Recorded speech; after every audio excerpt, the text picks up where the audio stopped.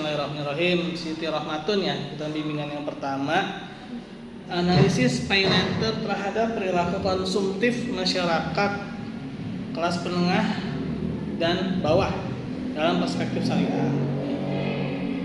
Analisis pay later ya. Perilaku ini kuantitatif apa kualitatif? Kuantitatif. Kuali. Kuan. Oh, kuanti. Ya.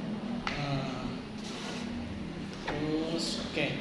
Nah, di sini tentang pay letter ya. Ini studi kasusnya di mana nih? Di Kecamatan Pamijahan ya. Nah, kamu melihat apa nih di Pamijahan ini ya? Orang-orangnya pada konsumtif apa gimana? Iya sih Pak, konsumtif. Banyak yang pada pay letter. Perkembangan teknologi pada zaman sekarang kini semakin pesat dengan segala aktivitas yang menggunakan bantuan internet, bahkan benar-benar sudah berdampingan dengan kehidupan manusia serta dapat memberikan dampak yang signifikan di era yang hampir semua menggunakan internet ini. Kegiatan ini untuk masyarakat secepat. Oke. Indonesia merupakan salah satu negara dengan populasi pengguna internet terbesar di dunia.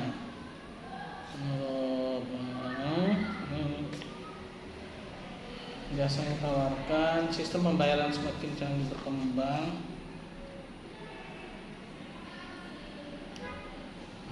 Sistem pembayaran mereka sendiri dihapus. Pembayaran ini mendorong masyarakat terjerumus sama konsumtif khususnya pada masyarakat menengah dan bawah, keinginan yang dalam kehidupan itu. Oh iya. Konsumtif menggunakan dengan sistem yang mungkin bukan lagi. Nah, saran ya saya. Kan kamu bilang tadi bilang ya.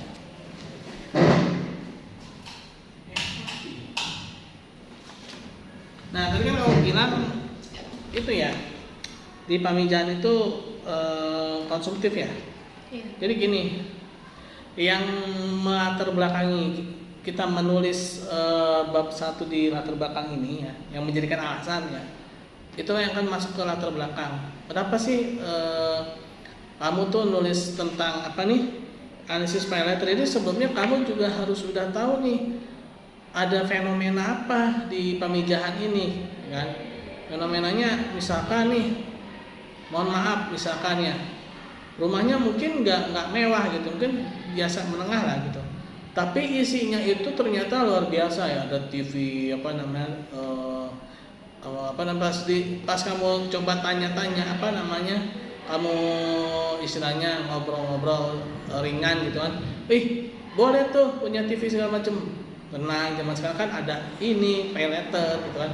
Nah, kamu pernah nggak kayak gitu ke tetangga kamu mungkin atau ke siapa gitu? Belum pernah sih Pak, cuma sepengetahuan saya kan ada orang yang di kampung kan suka pakai itu pay letter, tapi ya itu sampai debt collector-nya juga datang. Nah, itu harusnya kamu masukin dalam latar belakang.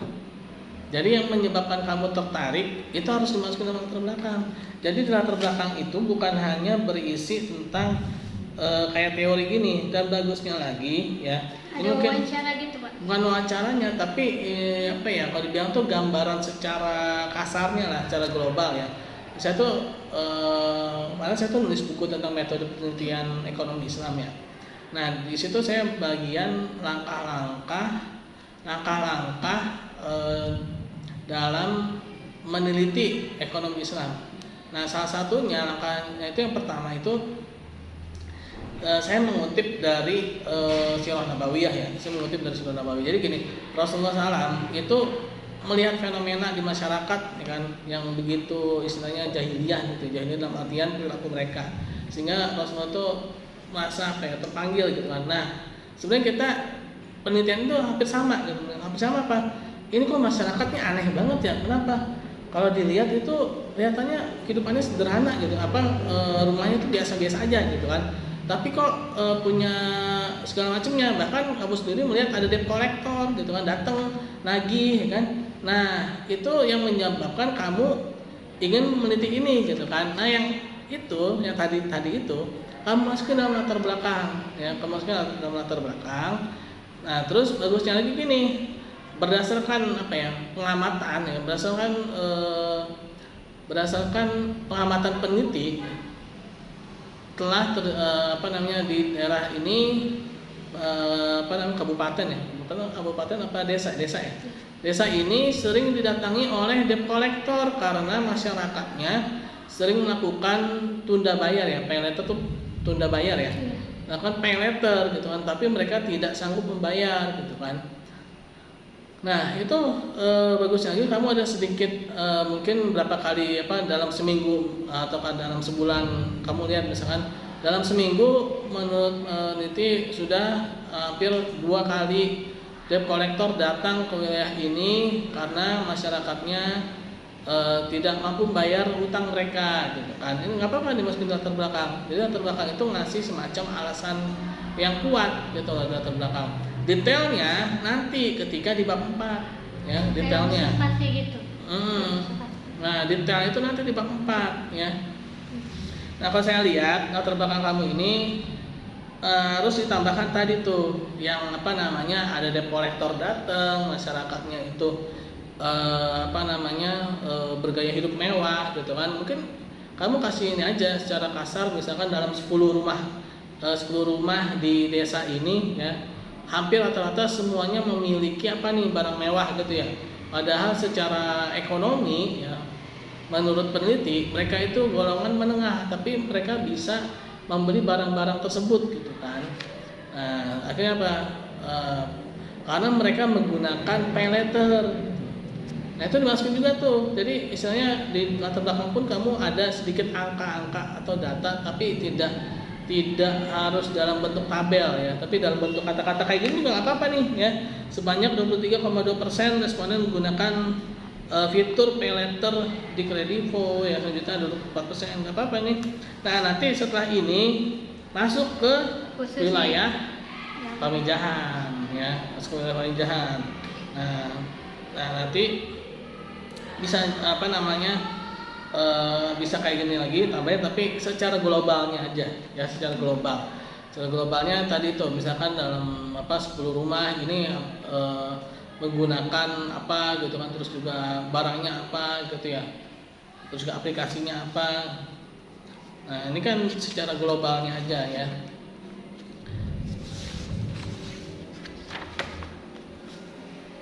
Islam tidak melarang manusia dalam mengkonsumsi atau membeli sesuatu.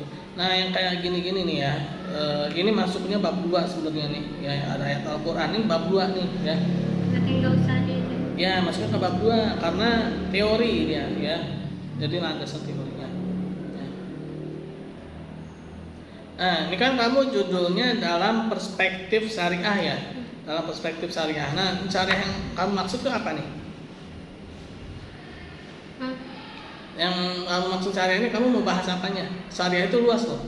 Jadi gini, dalam agama Islam itu ada 3 hal besar ya.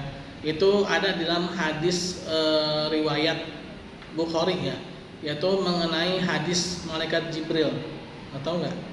Jadi suatu ketika Rasulullah SAW itu dan para sahabatnya lagi ngaji ya, di taklim gitu kan. Tiba-tiba saja datang seorang lelaki berambut hitam ya, dengan wajah bersih ya kan, menghampiri Rasulullah dan menanyakan 3 hal, yaitu apa itu Islam ya, terus apa itu iman, dan apa itu ihsan. Nah pertama ya, menanyakan apa itu iman, Islam dan ihsan. Nah kalau iman itu bicara masalah akidah ya. Jadi Islam itu ada 3, yaitu akidah, syariat itu yaitu Islam ya, dan yang ketiga itu adalah ihsan ya, ihsan. Nah bicara syariat di sini berarti bicara tadi itu ya, syariat itu berarti apa? Tata cara ya. Syariat itu tata cara. Tata cara itu ada 2 ya, tata cara itu mengatur 2, yaitu tata cara ibadah secara langsung, syariat secara ibadah mahdoh, dan ada lagi syariat ibadah ghairu mahdoh, itu yang fikih, yang muamalah itu ya. Nah muamalah. Nah ketika kita bicara dalam perspektif syariah, kamu berarti harus membahas juga mengenai apakah masyarakat pemijahan ini dia melakukan ibadahnya benar ya kan, harus sampai ke situ kan, kadang kamu tuh bicara masalah syariah ya. Tapi kalau misalkan nih kamu mau bahasnya tentang hal haramnya, kamu mau bahas apanya? Iya, Hal haram ya. Berarti kamu judulnya bukan dalam perspektif syariah, tapi dalam perspektif fikih muamalah. Ya, dalam fikih muamalah. Ya, jadi lebih difokusin lagi ya. Nah, fikih muamalah ya.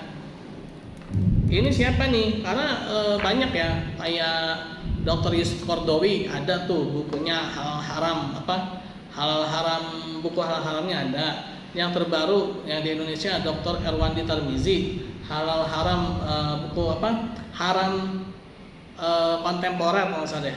Itu Dr. Erwandi Tarmizi.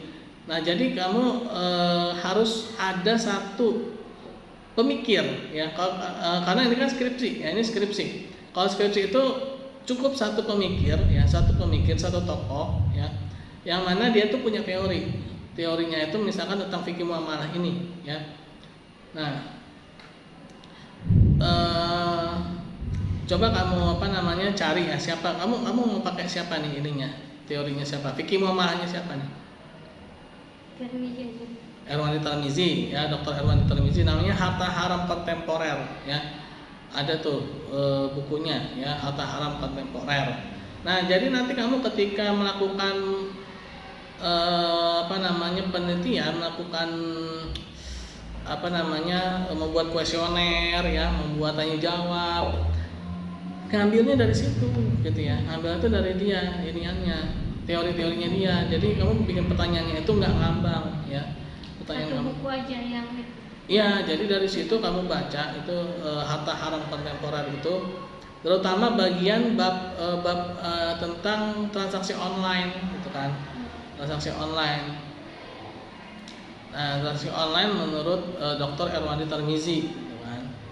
Nah, dari situ nanti kamu bisa nyusun pertanyaan-pertanyaannya gitu. Jadi jangan sampai judulnya itu satu ya, jangan sampai terlalu meluas kan. Dalam perspektif Islam, oke, dalam perspektif Islam, tapi kalau dalam perspektif Islam itu luas ya, itu luas banget. Nah, karena tadi itu dia harus membahas tentang akidahnya juga, berarti harus tanya juga nanti tuh kalau misalnya dalam perspektif Islam ya, harus tanya juga apakah masyarakat ini melakukan kemusyrikan atau enggak gitu kan, apakah mereka suka datang ke dukun atau tidak gitu. Itu kan masalah akidah kan, itu harus ditanya dalam perspektif Islam. Tapi kalau misalkan dalam perspektif fikih muamalah, terus sudah ada pemikirnya, misalkan Dr. Erwandi yang kamu ambil, nah tinggal kamu ambil aja teorinya Dr. Erwandi gitu kan. Nah, jadi udah fokus yang skripsi itu, dia harus satu aja ininya, mengkonfirmasi teorinya satu aja ya, sehingga ada ininya loh, ada nilai bobotnya tuh ada gitu ya. Berdasarkan uraian di atas, penulis tertarik untuk melakukan penelitian dalam bentuk skripsi. Oke ya. Tadi itu ya, jadi PR-nya itu pertama ya, melihat fenomena yang terjadi di wilayah pemijahan ini ya. Fenomenanya itu apa nih? Misalkan berdasarkan pengamatan secara kasar, kamu sekutu rumah ini aja nih punya barangnya luar biasa gitu ya. Terus yang kedua fenomenanya ada debt collector ya, ada debt collector dari pinjol ya, dari pinjaman online. Nah, ada nggak tuh misalkan sebulan sekali debt collector datang gitu ya di daerah pemijahan, misalkan di mananya RT berapa, RW berapa gitu kan, kalau misalkan kamu tahu ininya detailnya ya. Nah, terus apa lagi, itu sih dua itu ya, sama yang ketiga itu ya rata-rata tuh masyarakat pemijahan ini dia pakai aplikasinya apa nih, Kredivo, Shopee atau apa gitu kan, Shopee Pay ya, Pay Later, atau pakai yang mana nih gitu ya.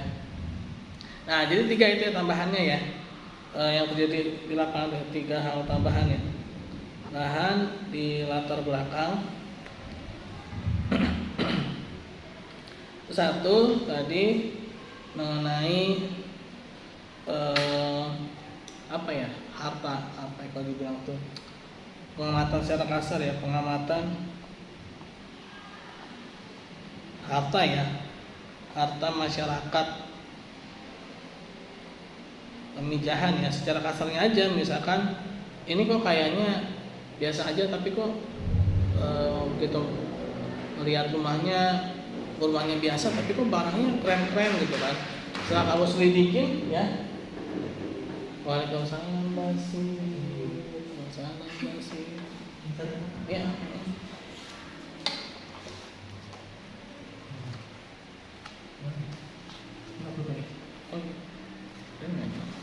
Biar sama kayak tengahnya.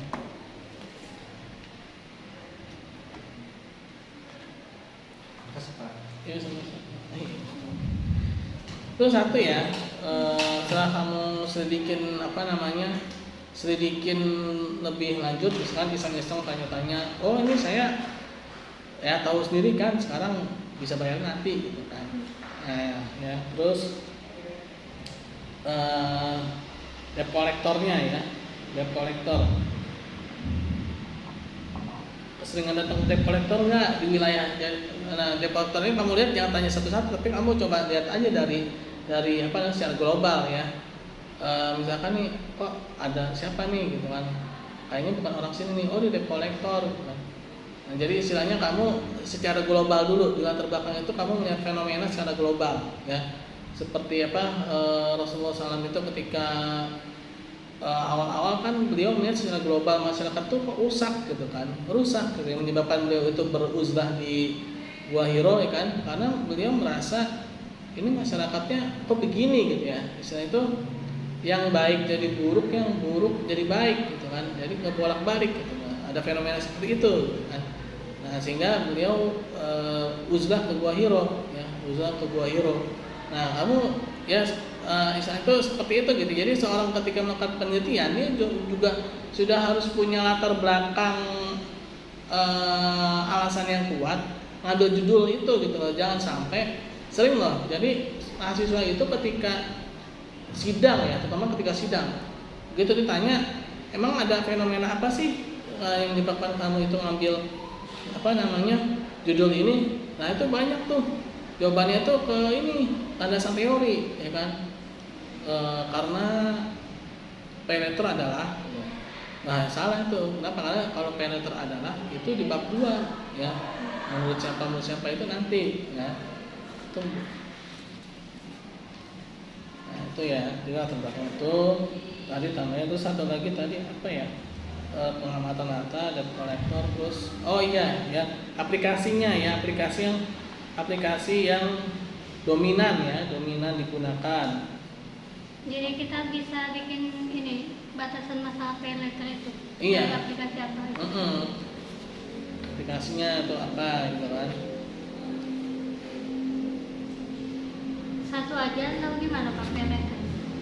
Nah, kalau itu bagus juga dibatasin ya. Misalkan yang menggunakan Kredivo ya. Atau menggunakan Shopee Pay atau apa, jadi istilahnya biar kamu lebih fokus juga boleh juga sih. Jadi kamu benar-benar kalau dibilang tuh fokus lah ya. Apalagi kan SPSS itu kan dia datanya sifatnya time series kan. Time series itu dia jadi satu, kalau dibilang tuh dia nggak bisa buat ngebandingin gitu. Kalau ngebanding itu nanti pakainya Evius. Nah, memang bagusnya pakai satu aja ya. Itu misalkan yang dominan di tempat itu. Yang mendominasi itu misalkan apa, Kredivo kah, Shopee Pay Later kah, atau apa gitu ya. Nah, nanti berarti batasan masalahnya juga diinfokan lagi ya. Diinfokan lagi tuh tadi pakainya fikih muamalah, fikih muamalahnya Dr. Erwandi Tarmizi kan teorinya. Nah, itu nanti masukin batasan masalah. Terus bagaimana pandangan masyarakat pada sistem pembayaran dengan pay letter terhadap produk konsumtif? Pandangan masyarakat kuanti ya. Kalau pandangan biasanya kuali. Kuanti apa kuali sih? Kuanti. Apa saja produk konsumtif? Kayak kualitatif sih. Itu ya. Ternyata kayak kualitatif nih. Kalau kuantitatif itu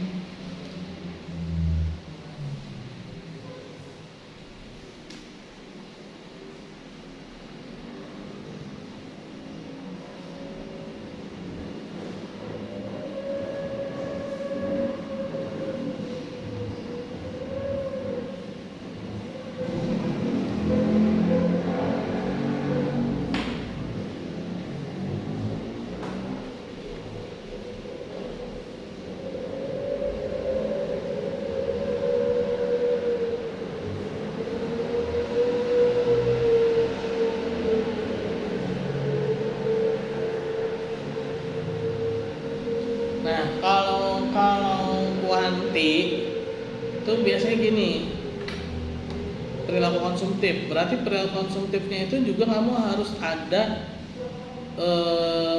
apa aja sih yang dikatakan variabel, apa yang dikatakan perilaku konsumtif itu sudah harus ada indikatornya, indikator perilaku konsumtif. Nah jadi nggak bisa apa namanya, nah perilaku konsumtif menurut siapa nih ya. Nah itu juga kalau bisa ya, Jadi kayak uji parsial simultan. iya itu kuantitatif kan begitu ya. Kalau saya lihat ini mirip kualitatif ya. Tapi ganti indikator. masalahnya. Iya, indikator perilaku konsumtif ya. Nah, ini juga bisa nih perilaku konsumtif apa namanya, dalam kitab apa nih, misalkan kamu apa ya, tentang kitab tentang adab ya, tentang adab makan gitu. Terus apa nih, misalkan Imam Bukhari gitu, Imam Bukhari Muslim ya, menurut kitab Bukhari Muslim dalam kitab yang ini membahas tentang konsumtif itu ini gitu kan. Seperti Rasulullah itu kan menggambarkan munafik itu kan ada indikatornya kan. Munafik itu ada indikatornya ya, salah satu ada 3 gitu kan. Apa kalau berbicara dusta, dipercaya khianat, dan kalau apa satu lagi apa, ketiga tuh itu kan istilahnya ada landasannya gitu ya. Nah ini juga jadi ketika bicara masalah konsumtif atau boros ya, itu harus ada indikatornya juga. Nah indikator konsumtifnya itu apa ya. Nah terus jadi nanti ini kelihatan nih, misalkan dikatakan boros itu kalau dia kalau secara apa ya, kalau misalnya kalau makan itu dia nggak habis, nah tidak habis. Jadi harus jelas ininya ya. Coba nanti saya bawa itunya deh ya, ada tuh kitabnya tuh ya, tentang apa, etika ya, tentang adab, itu kan bicara konsumtif itu kan di situ kan. Nah, jadi ada indikator-indikatornya gitu ya. Misalkan menurut hadis riwayat Muslim atau hadis riwayat Bukhari nomor berapa ya, yang dikatakan konsumtif atau boros itu apa aja gitu kan, indikatornya ada ya. Nah nanti tinggal disandingkan dengan fikih muamalah ini ya, fikih muamalah Dr. Erwani Tarmizi ya. Nah jadi kelihatan tuh ya, ada variabel bebas, ada variabel terikatnya ya. Kalau kayak gini ini kayaknya kualitatif ya, nggak bisa ya, ini kualitatif.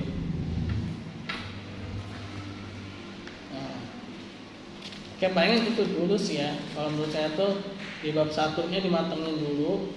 Oke, kalau di bab 2 dari segi kerapihan saya lihat sekali udah rapi ya. Tinggal ini aja nih ya. Ini rata nih ya. Terus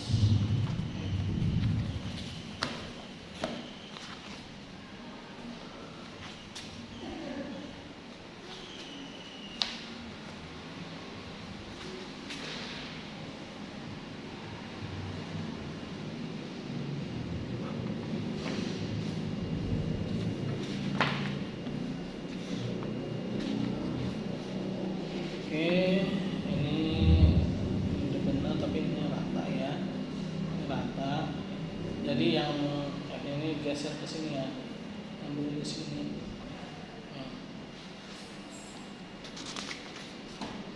Nah ini juga nih ya. Terus manfaat penelitian. Nah manfaat penelitian ini kamu udah lihat buku pedoman belum? Biasanya manfaat penelitian itu menurut praktisi, akademisi, sama ini ya, buat si peneliti itu sendiri ya. Di pedomannya gitu Pak. Oh gini pedomannya. Ya. Soalnya saya lihat kok teman kamu beda lagi, ya, beda-beda. Oke, kalau ini, tapi ini nanti dirapihin ya, ini dirapihin, ini geser nih, ini yang belakangnya ini dia harus rata dengan yang atasnya nih ya. Ya. Oke.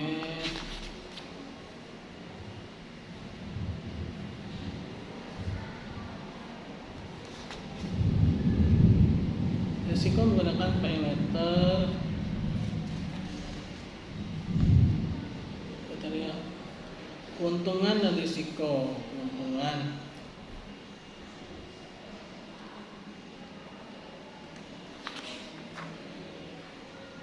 jangka waktu bervariasi. Ini kamu dapat dari mana nih? Keuntungan, terus risiko, ada ininya? Ada jurnalnya. Oh ada, oke. Nanti ditulis ya sumbernya ya. Ya. Sebab kalau nggak ditulis nanti kamu kena plagiarisme. Ya.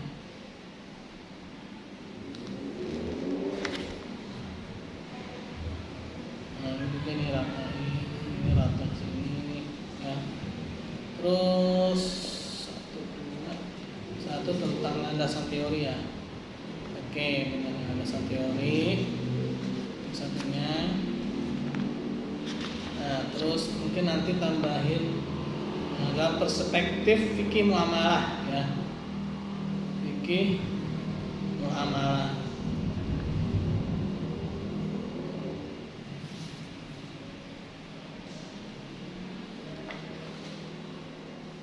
Konsumtif, perilaku konsumtif.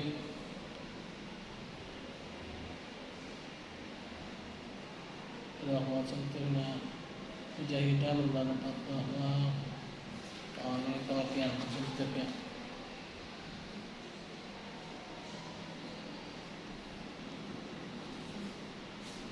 Ini faktor-faktor yang mempengaruhi ya. Tapi kalau konsumtifnya itu sendiri dikatakan konsumtif itu apa aja sih dia bisa terpenuhi. Sebab gini loh, terkadang tuh suka apa ya, kalau dibilang tuh suka tergantung pada kondisi ya. Contohnya ada barang namanya laptop, harga taruhlah 30 juta. Bagi seorang yang nggak punya keperluan, dia beli laptop itu dengan harga 30 juta, yang nggak punya keperluan apa-apa gitu ya. Misalkan cuma buat nulis Word atau nulis PowerPoint misalnya, ya pakai laptop yang 5 juta juga bisa gitu kan. Nah, itu dikatakan konsumtif ya, dikatakan konsumtif. Dia beli laptop yang 30 juta padahal keperluannya nggak sampai 30 juta. Tapi bagi orang pebisnis yang memang dia perlu, dia butuh itu laptop ya, dia beli itu 30 juta. Nah, itu nggak konsumtif ya. Nah, jadi itu harus apa ya? Ada indikator jelasnya gitu. Hadisnya siapa ya? Ada tuh masalah riwayatnya siapa? Jadi Islam ya, Islam itu fleksibel ya dalam hal tadi ya, muamalah tadi ya, dalam hal muamalah tadi. Jadi kita nggak bisa tuh menjustifikasi sesuatu itu hanya berdasarkan pada nominal atau pada jumlah ya. Contohnya lagi misalkan gini, ada hadis ya, misalkan makanlah kamu sebelum itu hadis apa bukan ya? Soalnya ada yang bilang itu pendapat dokter ya, dokter muslim gitu ya. Misalkan apa ya? Jadi gini, ada sesuatu yang menurut kita tuh kelihatannya kok dia boros gitu kan. Tapi bisa jadi dia butuh ya, sehingga dia nggak bisa dikatakan boros. Contohnya ada orang ya, dia makan nih, orangnya tinggi besar ya. Tinggi besar tentara lah misalkan ya. Terus makan, dia kelihatan kita lihat makannya banyak banget gitu ya. Orang makannya banyak banget gitu kan, kita bilang boros tuh orang tuh makannya banyak banget. Nah kita nggak bisa kita bilang dia tuh boros, nggak bisa. Kenapa? Karena menurut dia porsi dia itu segitu gitu loh, ya porsi dia itu segitu. Jadi yang namanya boros atau tidak boros itu nggak bisa dijustifikasi atau digeneralisir untuk semua orang ya. Nah jadi itu ada tuh indikator-indikatornya ya. Islam itu jadi ada yang bersifat fleksibel ya, ada yang bersifat ketat ya, atau istilahnya tuh sawabit ya, sabit ya, sabitoh ya. Ada yang sifat tagrir ya, mutawayyirat ya. Nah yang tagrirnya itu tadi itu ya, ada orang makannya banyak tapi habis gitu kan. Kita nggak bisa bilang dia itu boros, nggak bisa, karena menurut dia yang namanya makan tuh segitu gitu kan. Kalau menurut kita kan beda lagi kan. Menurut kita mungkin makan satu piring itu udah cukup gitu kan. Tapi bagi seorang lain yang mungkin orang tinggi besar ya, yang membutuhkan banyak tenaga gitu kan, atau apa gitu kan, dia bisa makan 3 piring gitu kan, habis tapi ya, nah berarti dia nggak boros. Nah, jadi nggak bisa kita bilang kalau boros itu makan lebih dari 1 piring, nggak bisa juga gitu.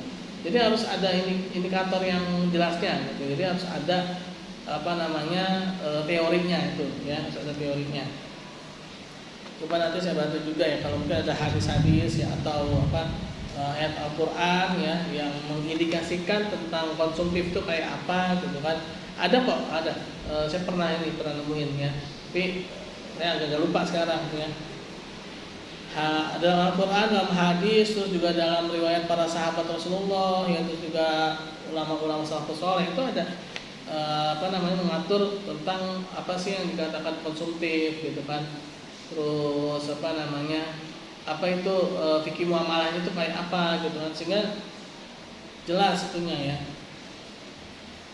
Jelas apa yang mau dibahasnya tuh jelas. Kalau ini saya lihat hampir, bahkan saya bisa katakan ini penelitian kualitatif ya, apalagi menurut pandangan ya kan.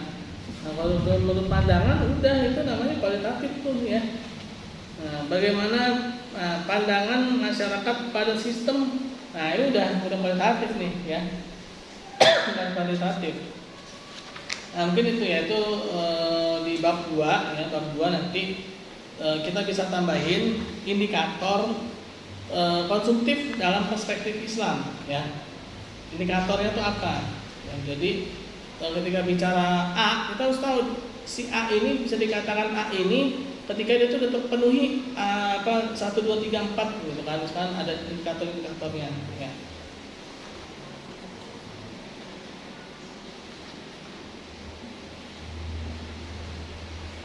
Nah, nanti tambahin ya indikator. Terus fikih muamalahnya juga tambahin ya. Fikih muamalahnya Dr. Elwani Tarmizi ya.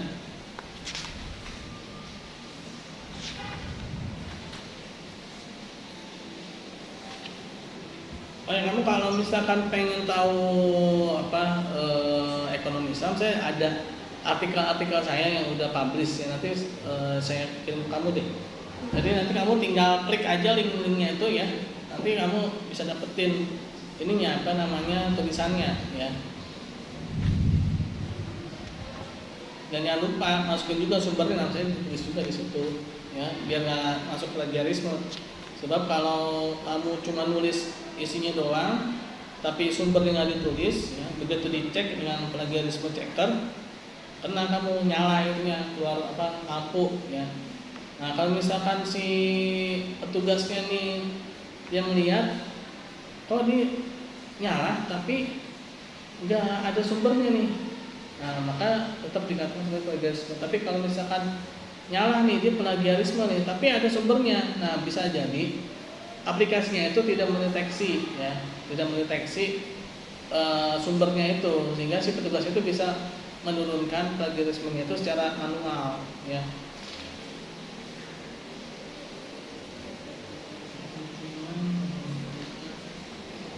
Nah kalau di bab 3 paling kamu tinggal rapihin aja nih ya, ujung-ujungnya ini ya.